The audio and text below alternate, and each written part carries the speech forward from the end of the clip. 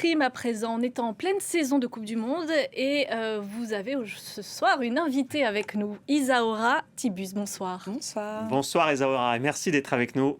On est ravis de vous accueillir. Alors je vais rappeler quelques lignes de votre palmarès pour nos téléspectateurs. Vous pratiquez le fleuret, donc en escrime. Vous avez participé 4 fois aux Jeux Olympiques. Médaille d'argent par équipe à Tokyo en 2021. Championne du monde également en 2022. Ça se passait au Caire en Égypte. Voilà pour le palmarès. Actuellement, donc, se déroule la Coupe du monde de fleuret. Après plus d'1 an d'absence, vous avez repris donc cette saison.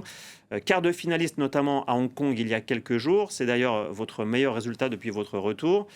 Quel bilan vous tirez de cette performance ? Comment vous vous sentez actuellement ?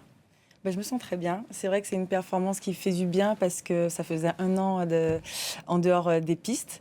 Ma première compétition, ça a été les championnats du monde militaire où quand même je finis 2e. Et après, j'ai commencé la saison et c'est très difficile parce qu'on recommence tout en bas. On n'a plus de classement, on refait les qualifs.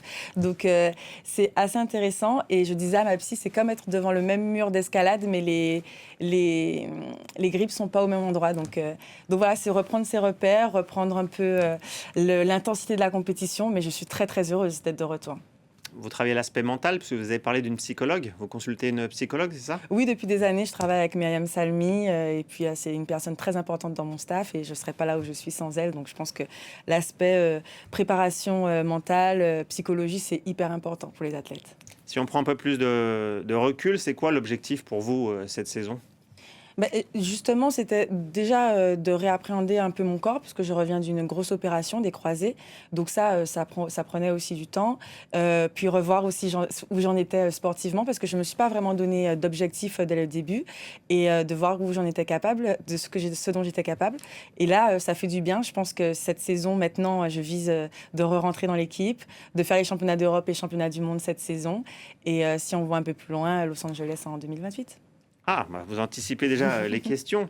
Mais effectivement, je voulais revenir un peu sur votre période d'absence. Plus d'1 an d'absence à cause d'une opération au genou gauche. Après les Jeux de Paris, ça vous a laissé aussi le temps de digérer l'affaire de dopage dans laquelle vous avez été totalement innocenté. Alors, je résume brièvement l'histoire pour nos téléspectateurs. Février 2024, vous êtes contrôlée positive. Cela s'est révélé être une contamination accidentelle. Vous êtes dans un premier temps innocenté, mais quelques jours avant les Jeux, pour parfaire cette préparation, l'Agence mondiale antidopage fait appel et réclame une suspension. Finalement, en juillet dernier, donc juillet 2025, l'appel est rejeté par le tribunal arbitral du sport.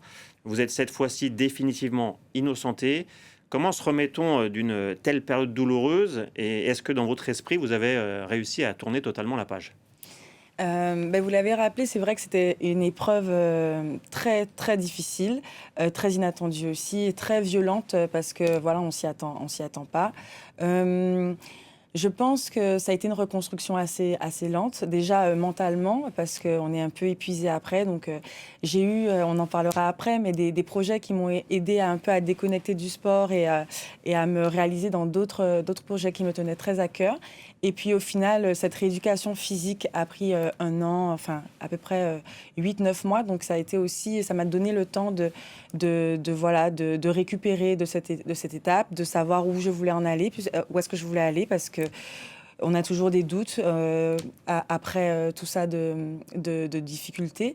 Et puis, il y a quand même une partie de moi qui me disait que j'avais pas envie de finir sur ça, que j'avais envie vraiment de laisser une trace différente de ma carrière sportive et donc de me donner à fond, justement pour encore vivre des choses assez belles. Et je pense que c'est ça, cette volonté de retourner sur les pistes, d'aller chercher des médailles à nouveau, de remonter sur la boîte. C'est ça qui m'a un peu aussi poussée à revenir. Et je pense que dans tout ça, refaire de l'escrime et revenir à l'essentiel.